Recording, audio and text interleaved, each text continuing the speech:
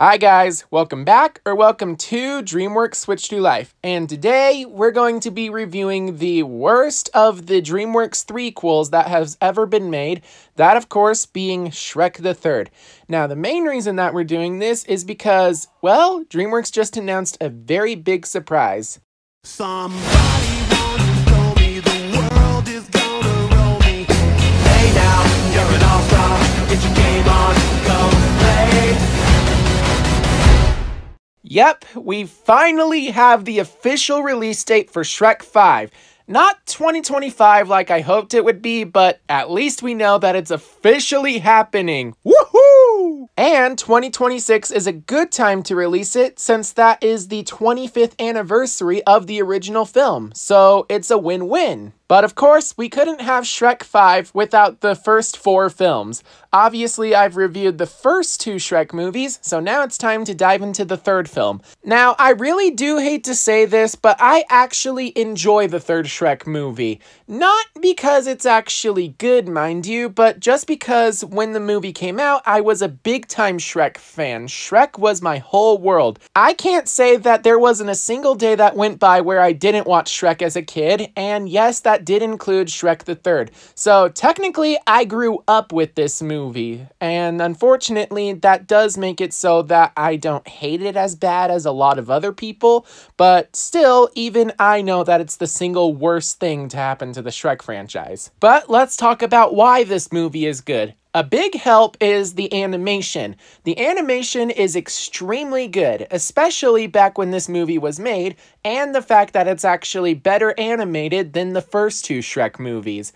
However, not as good as the fourth, but that's to be expected. And then there's the voice acting. The voice acting was really good. I definitely enjoyed Mike Myers, Eddie Murphy, and Antonio Banderas as their respective characters, and that we got Justin Timberlake to play Artie. Yeah, Branch is not his only Dreamworks character. And then there's the music for this film. Honestly, I really enjoyed the music, but that could just be that I grew up with this movie, and even I have to admit that the music kind of feels out of place in some places, especially when compared to the first 2 films when the music actually helped further the story. And then there's the humor, and I gotta be honest, I didn't really like the humor. Most of the time, it was pop culture references and adult jokes that I wouldn't understand as a kid, and to this day there's still a few that I don't understand, but then there's also the fact that the humor sometimes feels forced,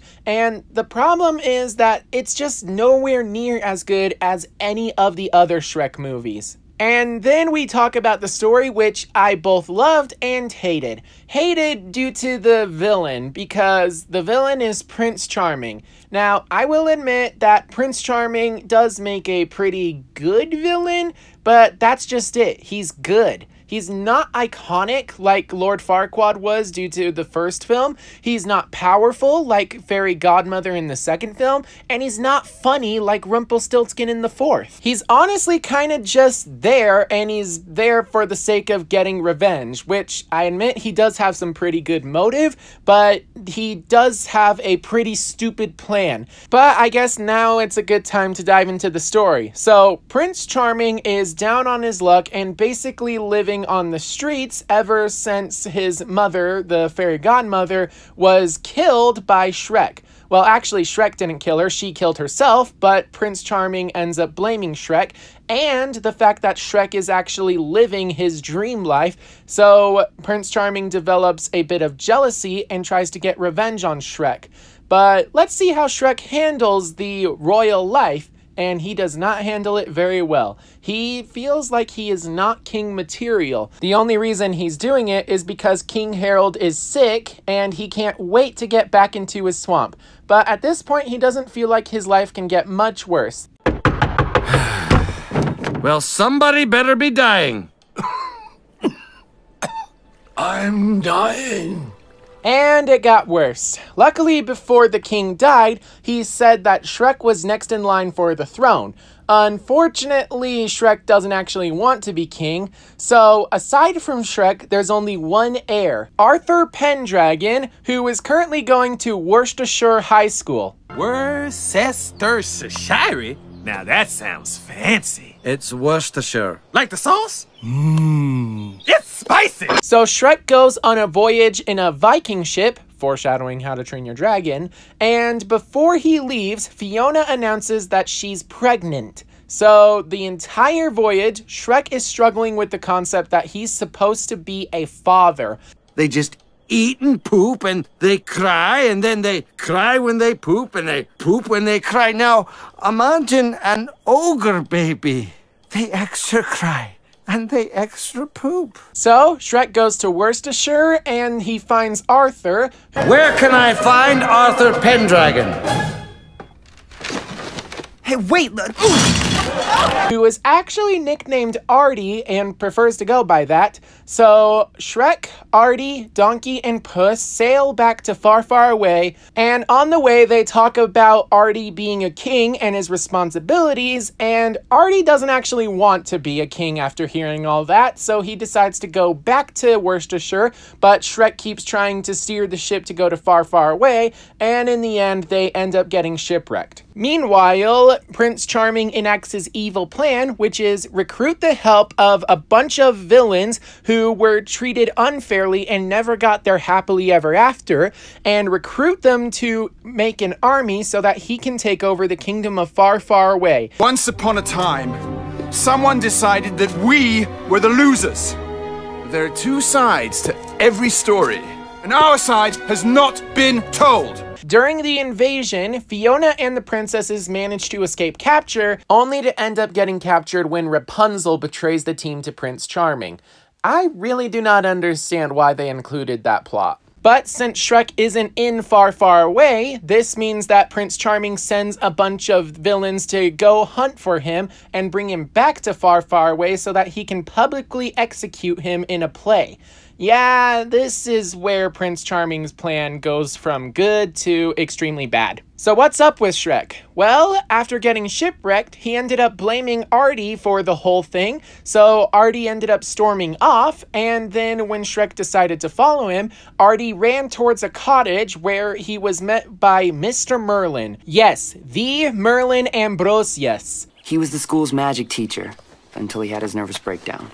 Technically, I was merely a victim of a level 3 fatigue, and at the request of my therapist and the school authorities, I've retired to the tranquility of nature to discover my divine purpose. And since he's kind of old and living with dementia, he isn't really that helpful. What he does is try to mend the friendship between Shrek and Artie, and it actually works when they gleam into the fire of enlightenment. Shrek sees a baby carriage, acknowledging his fear of being a father, and then Artie actually sees a baby bird being abandoned by a daddy bird, leaving the baby bird to grow up on his own, which is basically his life story. One day, his father, Uther Pendragon, decided to dump him off at Worcestershire. So, Shrek and Artie actually bond over the fact that they have really bad dads. Well, I doubt he was worse than mine. Oh, yeah? My father was an ogre. He tried to eat me. Now, I guess I should have seen it coming. He used to give me a bath in barbecue sauce and put me to bed with an apple in my mouth. And we discover why Shrek is actually afraid of raising kids.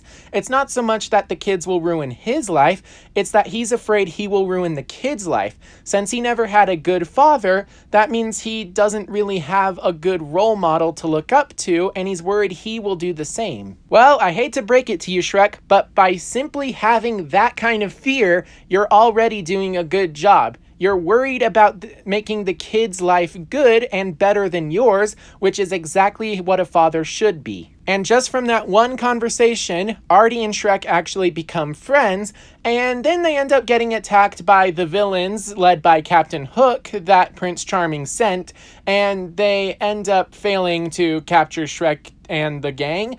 So Artie manages to try to convince Merlin to send all of them back to Far, Far Away. But due to Merlin being old and with dementia, that means that there's a slight side effect with the teleportation spell, causing Puss and Donkey to switch bodies. I've been abracadabraed into a fancy feasting second-rate sidekick!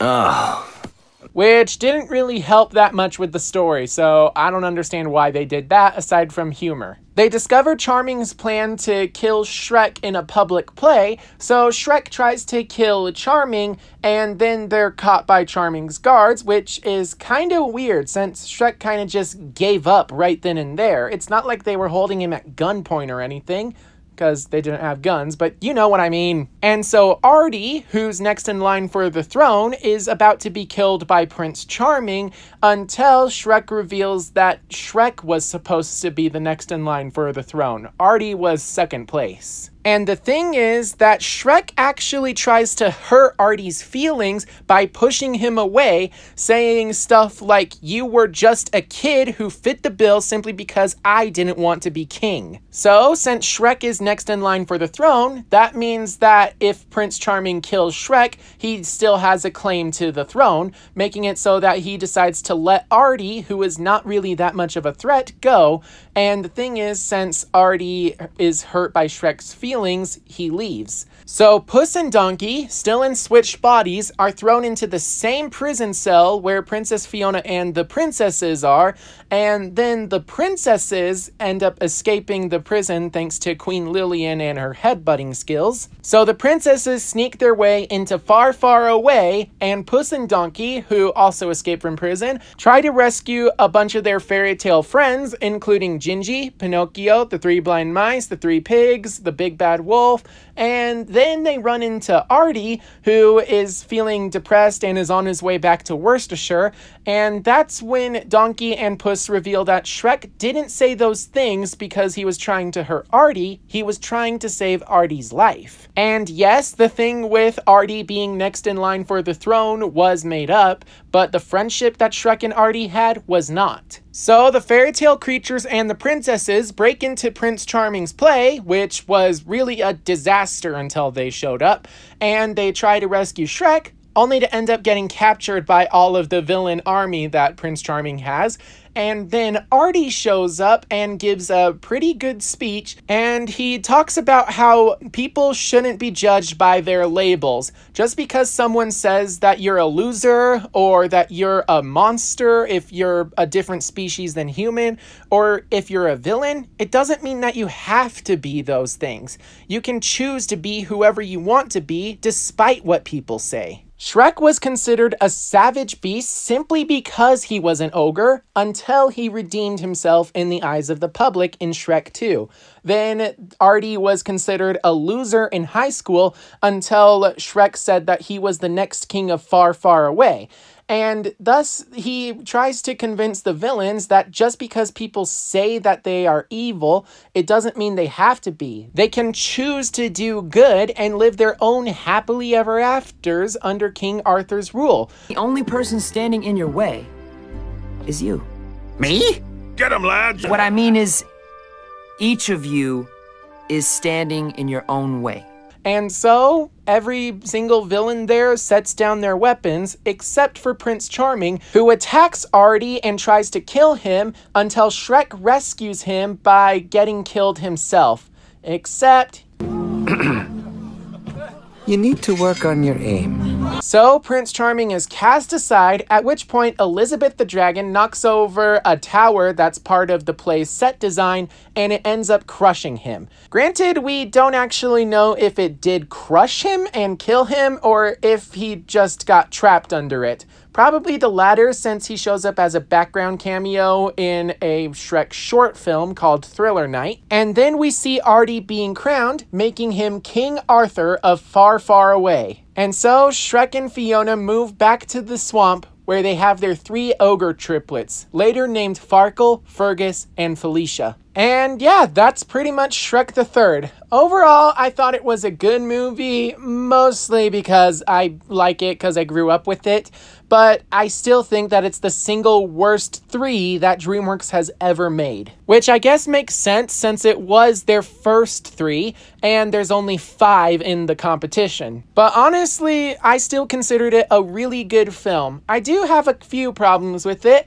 like if Shrek is only concerned about being a father because he's worried he's not going to be a good father, father?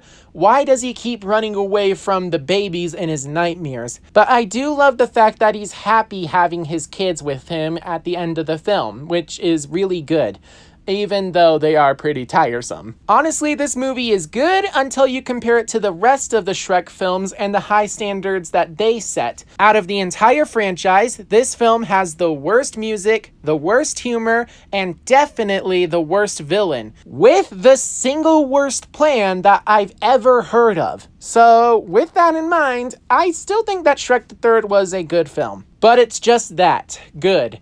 So that's it for my review. I hope that you guys enjoyed, and if you did, make sure to like and subscribe so you can keep up to date with all things Dreamworks, including when I post my review for Shrek Forever After, which probably won't come for a while. But also, be sure to check out my prediction video for Shrek 5, link down below in the description, and you could possibly see how Shrek the Third probably set up the perfect movie. But with that in mind, I hope that you're all staying safe out there, and I will see you all in my next video. Bye-bye. How dare you? Donkey, we're dealing with amateurs. He's a star, people! Hello! I'm so sorry about this, Mr. Shrek. I'm gonna lose it!